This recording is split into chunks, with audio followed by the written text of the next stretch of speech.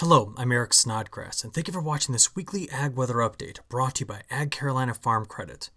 Well, here's the major stuff we're going to be talking about in this video. We have got two tropical systems to pay close attention to over the next several days, and the big focus will be Michael. Michael right now, as of very early in the morning on Monday morning, was still a tropical storm, but it's going to be moving into some rather warm water here into the open Gulf of Mexico and strengthen before it makes landfall somewhere here in the Texas Panhandle, moving over into parts of Georgia and then the Carolinas. We're going to have to talk about that and the flooding threat coming forward. Until then, we're still going to be dominated by this huge ridge, keeping all the flooding threat here on the Corn Belt away from the Carolinas. And then, of course, we'll be talking about Sergio, which will be moving its way over here over the next 10 days. But the big feature is going to be initially Michael, and then what happens in the Midwest that finally brings so much cooler weather in. So look at this. Look in the upper right-hand corner map. We have a big dominant ridge sitting over the southeast, the flow around it just like this. So the battleground for all the interesting weather here in the United States is really going to be in the Midwest and the Great Plains. But by the time we get into around Thursday, which is what this map is valid for, that cold front will be sweeping toward the southeast, bringing with it a lot of cooler weather, and we're going to be talking about a big pattern shift. So, wanted to give you the big kind of picture of what we're going to be discussing in this video. Let's break it all down right here. Over the last 72 hours, the ridge has dominated the southeast. Because of that, the flow has been around just like this, and all the flooding threat's been here in parts of the Corn Belt and in the Central Plains. Been a lot of hit or miss showers and thunderstorms, which has been good. We've needed to dry out in the Carolinas after Florence so many days ago. But this whole pattern's changing, and we need to talk about this. Getting us into the day on Monday, we are already seeing the issuance of tropical storm watches and warnings here across the Gulf Coast. Our major flooding threat is tucked away way back here in the Central Plains, but we're going to be seeing big shifts changing that are going to bring the flood threat right back here to the Carolinas over the next 3 to 4 days. And here's what it all looks like. You see, this is currently the position, at least as of early in the day on Monday, of where Michael will be sitting. Probably still like a tropical storm at this point, but the ocean temperatures on its path, which is likely to follow just like this, are warm enough for Michael to continue to strengthen before it makes landfall somewhere there in the Florida panhandles. Now, as it gets into parts of Georgia and then eventually into South Carolina, we're watching for the flood threat. We're talking 3 to 5, maybe 7 or 8 inches of rain in through this area, but that's going to extend up into North Carolina as we progress through the week. And this will be the boundary we're going to watch very carefully. It'll be sweeping through the Corn Belt later on this week, finally getting over toward the southeastern part of the United States toward the end of the week, clearing things out, but bringing in some cooler weather. Sergio going toward the Baja, eventually toward Texas here, but this is kind of a longer way out as having a major kind of impact. Now, before I move on, do you see this feature right here? There is this little tropical kind of pulse that will be bringing in some showers and storms into this area before Michael gets there. So we're going to talk about all of it here in the next couple of moments. Let's run out our short range higher resolution model here called the NAM. And you can see the features I'm talking about. Notice how right in through here, before Michael gets on shore, we have this first tropical pulse of moisture that's circulating on this big upper level ridge that's spinning in this direction. Now, the influence of that ridge really stretches all the way here into the eastern Corn Belt, but Michael's going to sneak right up underneath it, right in through here, bringing in some very heavy rainfall.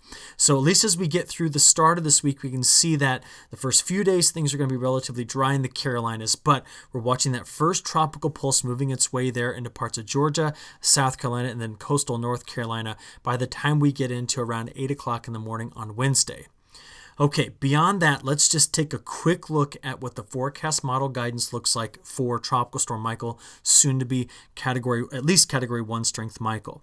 So again, we can see that the consensus from the European model brings us right in here into the Panhandle, southern Georgia, and then skirts right along the coast there of North and South Carolina. So after it gets off of the Cape Hatteras region, we are expecting it to kind of curve a little bit back over toward the north and east, maybe bringing nor'easter conditions here to the northeast. But what are we going to be doing in terms of limiting or potentially strengthening Michael? Well, that animation in the upper right-hand corner shows you water vapor. Now, hurricanes can't handle too much dry air. We certainly see some drier air coming in the western side of Michael as Michael kind of pushes off in this direction. So that could help limit the potential intensification of Michael, at least in the short term.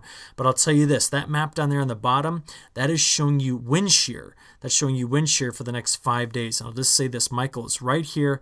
and it's expected to move right into this area. Now, if there's high wind shear, that can certainly work against the development of a tropical system. But what we see right now is the atmosphere is bringing at best modest wind shear, and therefore I don't think that's going to be a limiting factor on Michael. At least there's some drier air in place that Michael's going to have to kind of ingest before really getting there and getting active in the Gulf of Mexico. So what are we looking at right now? We're probably looking at, I don't think we're looking at a major hurricane at this point, but certainly Cat 1, maybe a Cat 2, strong Cat 2 by the time this is getting close to the the Florida coastline there.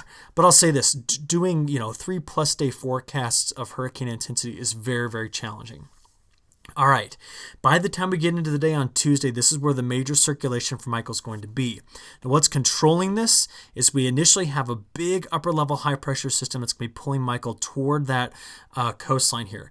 But this feature back here, this is a much deeper trough, and as that trough finally brings that cold front in here, it's going to hit Michael, taking Michael off in this direction as it shoves this bigger ridge off to the east. So that's why Michael will be going toward the Carolinas here instead of coming, up toward the middle part of the country just like that. So this is not the forecast path. It's going to follow this over here once we get this thing on shore. All right, from that, let's do this. Let's kind of step through here and take a look at the timing of Michael and what this means in terms of precipitation. So let's pause it right through there. Okay, this is now getting us through the day on Wednesday. Let me step back. I want to show you a couple of things here. Pay close attention to this feature right here coming on shore. Ready? So as I step forward here, this is that first little tropical impulse. There it is. There it is, really well. You can see it right there, early Wednesday morning, getting into Wednesday during the day. This will be about the time period where we're going to be seeing Michael coming close to shore right there. This is going to be Wednesday into Thursday. Now, what do we see here? We see the main front of the bigger system going through the Midwest kind of draped right in through this area, right in through here. And that's what's going to take Michael, which starts here and gets to this point. It's going to take Michael and push it over toward the Carolinas. So watch as I animate this forward. There you go. You can see them working together, dragging Michael right there along the coastline. And this is going to be bringing in quite a bit of precipitation. Now, as that finally moves out, much cooler air comes in behind this. We do dry out for a few days once we get into next weekend. But that was the track of Michael that we're already watching. What do we see right here? This is Sergio finally getting into parts of Texas. But when we put it all together, look at the precipitation we're getting out of Michael. A band right in through here, at least as forecast by Sunday's model runs, to be bringing in some heavy precipitation. Locally, 6+ inches of rain in this region, but any rainfall right now in the Carolinas is too much given the flood threat we're still dealing with. So to give you kind of a high-resolution view of this is your next 7 days of total accumulated precipitation as forecast by the operational European model. You can see down here stretching from parts of Georgia into South Carolina. We've got a region right in through here where we could get 4 to 6 to maybe 7 inches of rainfall, but you can see that extends, at least that heavier band extends right into there. And this is widespread 2 to 4 inches of rain into this area with Michael as we progress through the week. So we're going to have to watch this one very, very carefully given the flooding we're still dealing with or trying to clean up after from Florence. What are temperatures going to do? Well, I told you a front's coming. Just watch the animation here. You can see the definite influence of that big ridge to start the week, keeping things warm here. But watch as I kind of progress forward through this forecast. Here we go. There's the big cold front coming through the Midwest, getting all the way down into the southeast. So we have a big pattern change that's coming, bringing in much, much cooler air, much more fall-like weather after having summer-like heat, honestly, due to that big ridge over the last several days.